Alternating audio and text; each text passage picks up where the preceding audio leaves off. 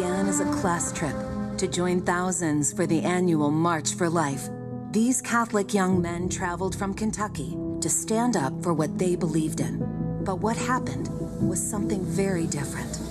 Crackers with Make America Great hat on. You little dirty crackers, your day coming. Young Klansmen, look at that Make America Great Again hat. Social media, the news, and even celebrities launched a campaign of persecution that was completely false against a boy in a Make America Great Again hat. The MAGA hat carries a certain connotation that provokes a conditioned reaction. I blame that kid. What a little crap. Everyone that sees that smug look wants to punch that kid. Nicholas Sandmann received death threats, and his school was forced to close. Tonight, Nicholas tells his story. Good evening, everyone.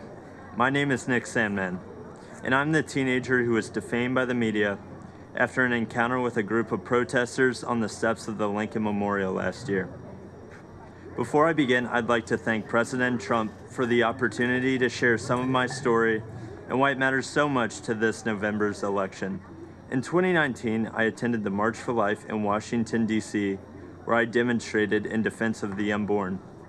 Later that day, I bought a Make America Great Again hat because our president, Donald Trump, has distinguished himself as one of the most pro-life presidents in the history of our country, and I wanted to express my support for him too. Looking back now, how could I have possibly imagined that the simple act of putting on that red hat would unleash hate from the left and make myself the target of network and cable news networks nationwide?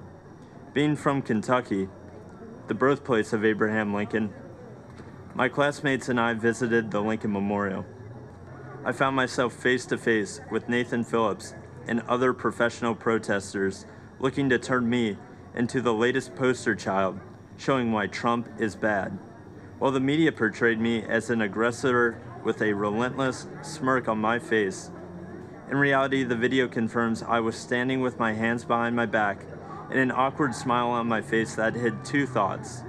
One, don't do anything that might further agitate the man banging a drum in my face. And two, I was trying to follow a family friend's advice, never to do anything to embarrass your family, your school, or your community. Before I knew what was happening, it was over. One of Mr. Phillips' fellow agitators yelled out, "We got him. It's all right here on video. And we won, Grandpa." What I thought was a strange encounter quickly developed into a major news story, complete with video footage. My life changed forever in that one moment. The full war machine of the mainstream media revved up into attack mode. They did so without researching the full video of the incident, without ever investigating Mr. Phillips' motives, or without ever asking me for my side of the story. And do you know why? Because the truth was not important. Advancing their anti-Christian, anti-conservative, anti-Donald Trump narrative was all that mattered.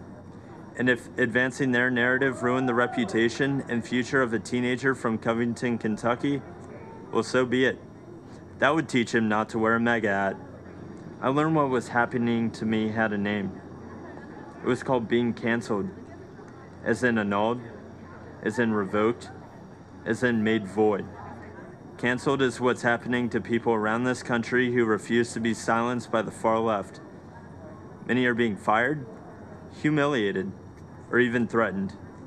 And often, the media is a willing participant. But I would not be canceled. I fought back hard to expose the media for what they did to me, and I won a personal victory. While much more must be done, I look forward to the day that the media returns to providing balanced, responsible, and accountable news coverage. I know President Trump hopes for that too. And I know you'll agree with me when we say that no one in this country has been a victim of unfair media coverage more than President Donald Trump. In November, I believe this country must unite around a president who calls the media out and refuses to allow them to create a narrative instead of reporting the facts. I believe we must join a president who will challenge the media to return to objective journalism. And together, I believe we must all embrace our First Amendment rights and not hide in fear of the media or from the tech companies or from the outrage mob either. This is worth fighting for. This is worth voting for. And this is what Donald Trump stands for. Thank you all for listening to me tonight. And one more thing. Let's make America great again.